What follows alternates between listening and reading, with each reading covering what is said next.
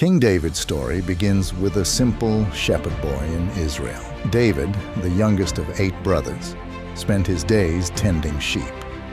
But God saw something special in David, a heart full of courage and faith. One day, the prophet Samuel came to David's town. He was sent by God to find the next king of Israel. When Samuel saw David, God told him, "This is the one." Samuel anointed David with oil, marking him as the future king. The first test of David's courage came when Israel faced a giant problem, literally.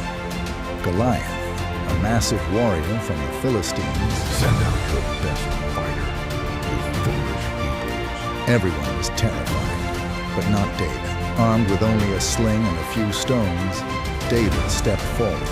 You come against me with a sword, He said, but I come against you in the name of the Lord. with one stone, David struck Goliath on the forehead, and the giant fell. David became a hero overnight, but David's journey to the throne wasn't easy. King Saul, the current king, became jealous of David's growing popularity. Saul tried to kill David multiple times, forcing him to flee and live as a fugitive. Despite his hardships, David never lost faith. He had opportunities to kill Saul, but chose not to, believing that God's timing was perfect. After Saul's death in battle, David finally became king. He ruled over Israel with wisdom and justice, uniting the tribes and making Jerusalem the capital. However, David wasn't without faults. He fell in love with Bathsheba, the wife of one of his soldiers, and had her husband killed to hide his sin. God was displeased and sent the prophet Nathan to confront David. David repented deeply, and though he faced consequences, God forgave him.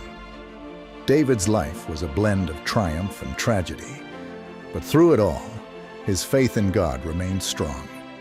He wrote many of the Psalms, expressing his love, sorrow, and trust in God. King David's story reminds us that even in our failures, God's grace is available, and our faith can lead us to great things.